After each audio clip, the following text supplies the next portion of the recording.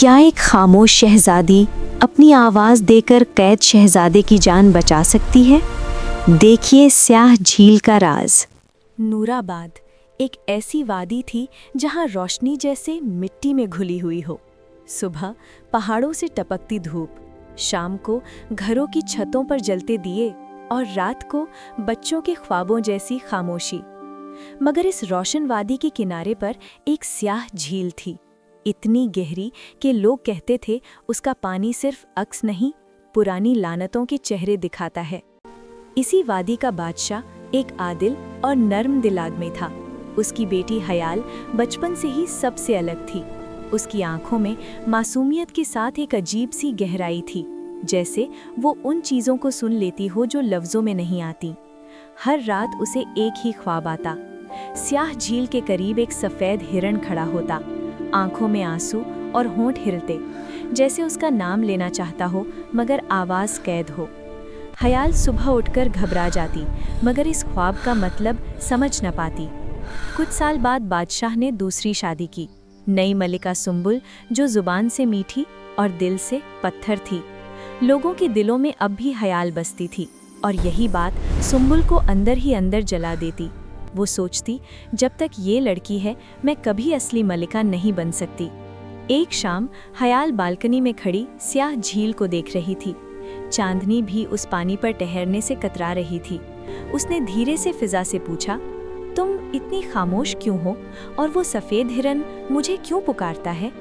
उसी रात जब पूरा महल सो रहा था, सुंबुल एक बुजुर्ग जादूगर के साथ स्याह झील के किनारे पहुंची। हवा ठंडी हो गई, जैसे वक्त रुक गया हो। सुंबुल ने झील से सौदा किया, हयाल की आवाज़ छीन लो, बदले में मैं तुम्हें मासूम दिल का दुख दूंगी। पानी में हल्की सी लहर उठी, लानत तय हो चुकी थी। अगली सुबह हयाल ने अम्मी पुकारना चाहा, मगर आवाज़ ही ना निकली। उसके होंठ हिलते रहे पर खामोशी चीख बनकर रह गई। महल और फिर पूरी वादी में खबर फैल गई। सुंबुल ने झूठी नरमी से कहा कि ये किसी छुपे हुए राज की सज़ा है। लोगों के दिलों में शक आ गया और हयाल तन्हा होती चली गई।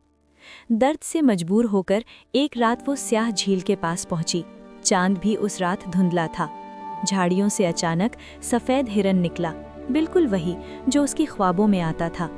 झील की सतह पर लहरें उठीं और बिना आवाज़ के एक बात उसके दिल में उतर गई, मैं शहजादा आरिज़ हूँ। हयाल का दिल कांप उठा। आरिज़ ने बताया कि सुंबुल ने उसे अपनी लालच ठुकराने की सज़ा दी थी, उसे हिरन बनाकर और उसकी आवाज़ छीनकर। अब वो सिर्फ ख्वाबों में पुकार सकता था। अगली कई रातों तक हयाल और आरिज़ खामोशी में मिलते रहे। दिन में सुंबुल अफवाहें फैलाती रहें और लोग और दूर होते गए। फिर एक तूफानी रात आई।